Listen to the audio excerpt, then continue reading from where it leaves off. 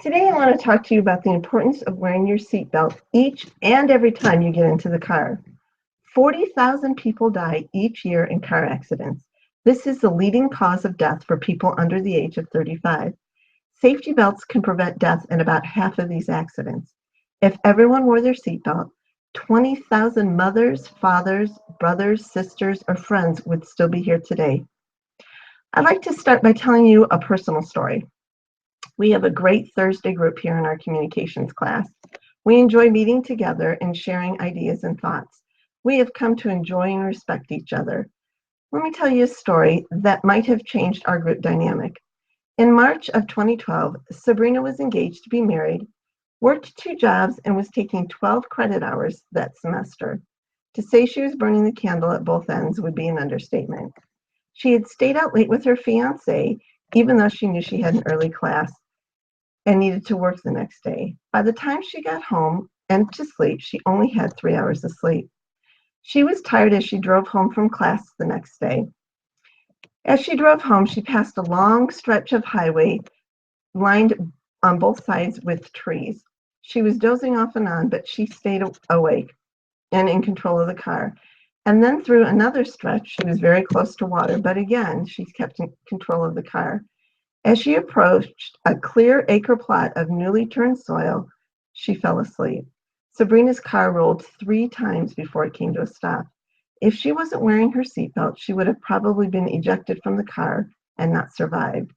Because she had her seatbelt on, Sabrina's injuries were minor by her means. She says she has a small scar above her left eye, and she slightly damaged 3 of her vertebrae, which don't even bother her anymore.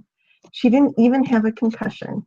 Sabrina knows she's alive today because she had her seatbelt on, and she knows it was also a blessing from Heavenly Father. If that story doesn't convince you, let's talk about what happens to our bodies in an accident. In the article, Seatbelts, Why You Should Buckle Up by Nancy Montgomery, she helps us to understand why it's so important to be belted in if there was a crash. It helps to break an accident down into slow motion. First, there's the car's impact with whatever it hits. In the brief seconds it takes for the car to crumble and come to a stop, the passengers inside are still traveling at the same speed the car was going before the crash. If they aren't wearing seatbelts, passengers keep hurling forward until they collide with some part of the vehicle or other passengers. That's the second stage of the collision. Even after the passengers' bodies have come to a stop, there is a third collision as their internal organs slam against their bones or other organs. According to the National Highway Traffic Safety Administration, or NHTSA, the internal collision often causes serious injuries or death. Think of a person's head hitting the dashboard. While there might be a bruise or a lump on the outside, it's the brain colliding with the inside of the skull that can cause the real damage. Seatbelts are designed not only to keep you from being thrown from the car, but also to absorb the impact of the crash where your body can best withstand it. That's the bones of your hips, your shoulders, and your chest. Again, that's according to the NHTSA. Seatbelts also stretch slightly so your body doesn't stop as abruptly, and they prevent you from colliding with a part of the car or with another person. A report from the University of Washington found that when used together, automatic shoulder harnesses and lap belts will reduce the risk of death in a car crash by 86%. James Madison University also notes that seatbelts, when used properly, reduce the number of serious accidents and injuries in those accidents by 50%. Now, let's talk about the proper way to wear your seatbelt. The Oklahoma State University website tells us this about the importance of wearing a seatbelt correctly. Properly worn means with both straps snugly fit to transfer the impact of the collision, again to the parts of the body that can take it, your hip bones and your shoulder bones.